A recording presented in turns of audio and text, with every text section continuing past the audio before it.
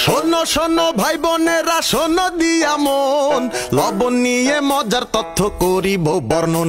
আহা করিব বর্ণন। তুচ্ছ করো না তোমরা লবণকে আজ, এক সময় লবণেরই ছিল ভারী কাজ।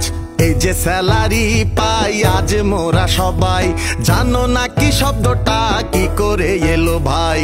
প্রাচীন রোমে সৈন্যবাহিনীতে লবণ কেনার জন্য যে টাকা দেয়া হতো সেটাই স্যালারি। সেই স্যালারি শব্দটি এসেছে সল্টের রোমান শব্দ স্যালারিয়াম থেকে। সততা বোঝানো হতো সেই সময়কার, তুলনা থাকতো সবকিছুতেই লবণ খাওয়ার। অনুগত থাকতো সেনা রাজারও প্রতি, করেনি কখনো তারা রাজ্যেরও ক্ষতি। যার নুন খাই তার গুণ গাই প্রবাদটি সেই প্রাচীন আমল থেকে চলে আসছে, যা সত্যি অনেক গুরুত্বপূর্ণ আমাদের জীবনে।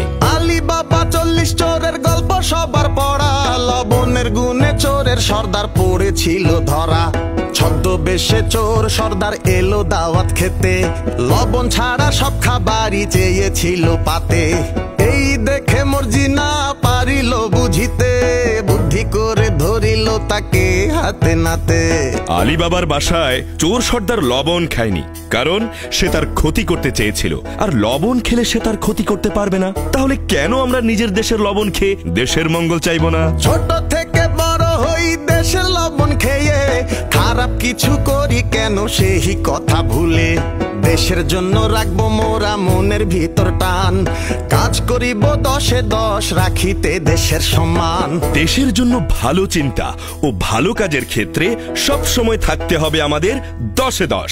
ঠিক যেমন ফ্রেশ সুপার প্রিমিয়াম লবণ, বাজারের 10-এ 10 লবণ।